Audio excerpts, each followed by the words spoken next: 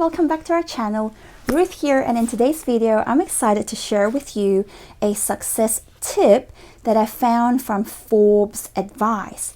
And the topic is, should you work on your weaknesses or should you be working on your strengths? Now, what an interesting topic.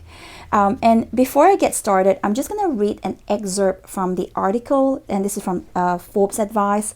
And according to the article, it says, based on Martin Seligman's work with positive psychology, the VIA Institute on Character and Gallup have done research on strength-based approaches in the workplace.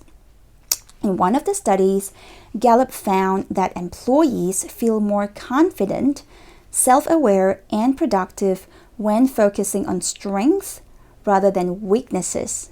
In turn, this leads to higher employee engagement, increased performance, and significantly lower attrition rates. Now, that's really interesting because according to this study by Martin Seligman, if you focus on the strength of your team, then it's very likely that they will actually perform better than if you focus on their weaknesses.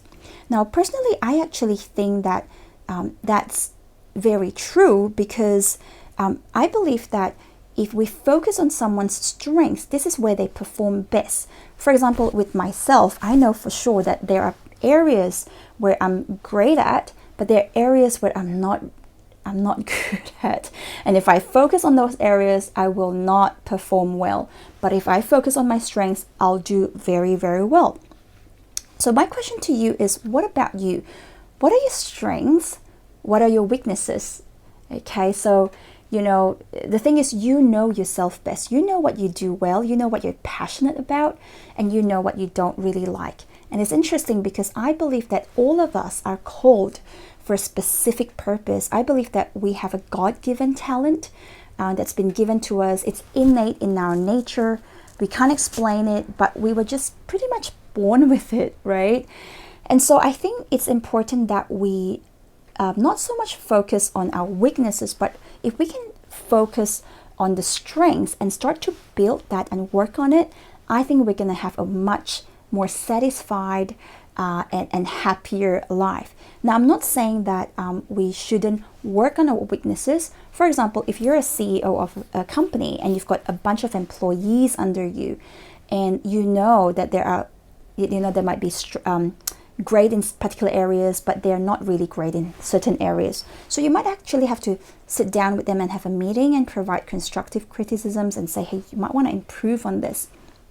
But I also know that there's a lot of organizations now, even including nonprofit organizations, that before the candidates even get in through the door, they will make them do like a fill out a form, like a psychology personality test form.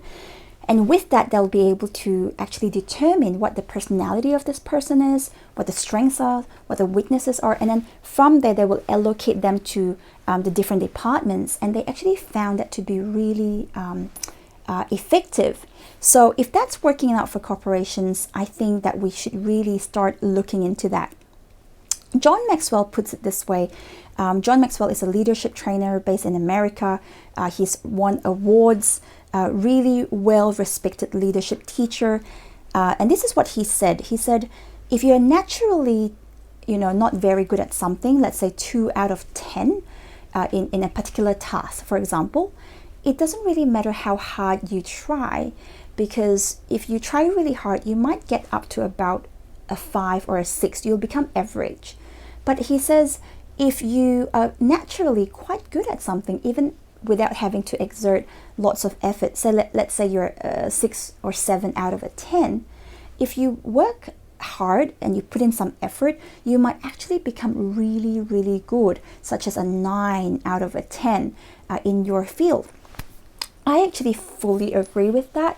I think sometimes, weaknesses are a little bit overrated. I remember when I was growing up, and we had to take on all these different subjects at school, and I would get A's and A's, like 10 A's, and all of a sudden I'll have like a D in additional math.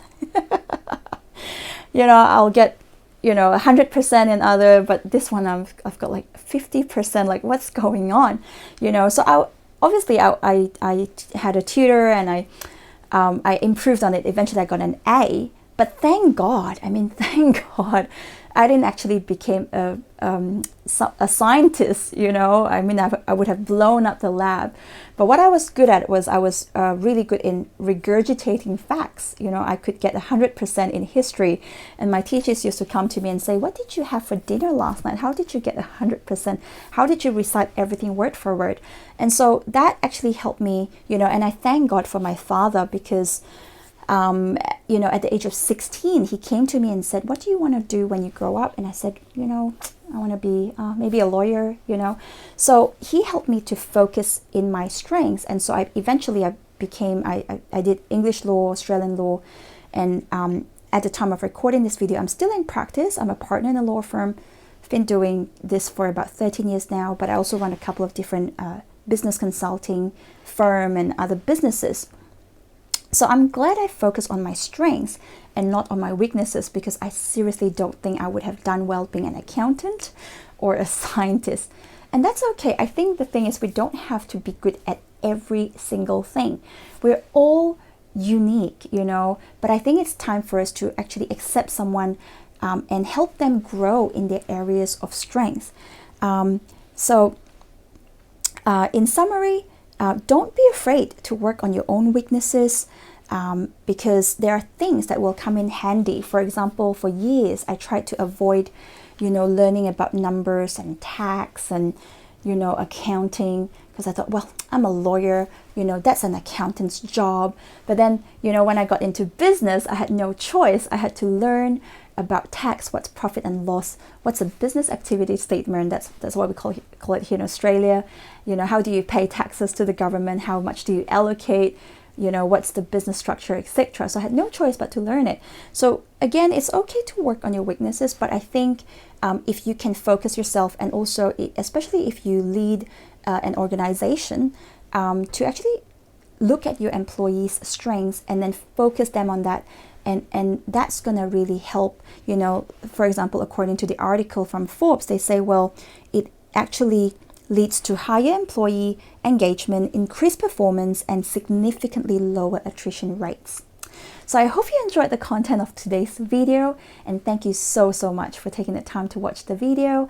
And before you go, would you be so kind to hit the like and subscribe button so we can keep you motivated, and it's going to mean the world to me. Thank you, and I'll see you next time. Bye.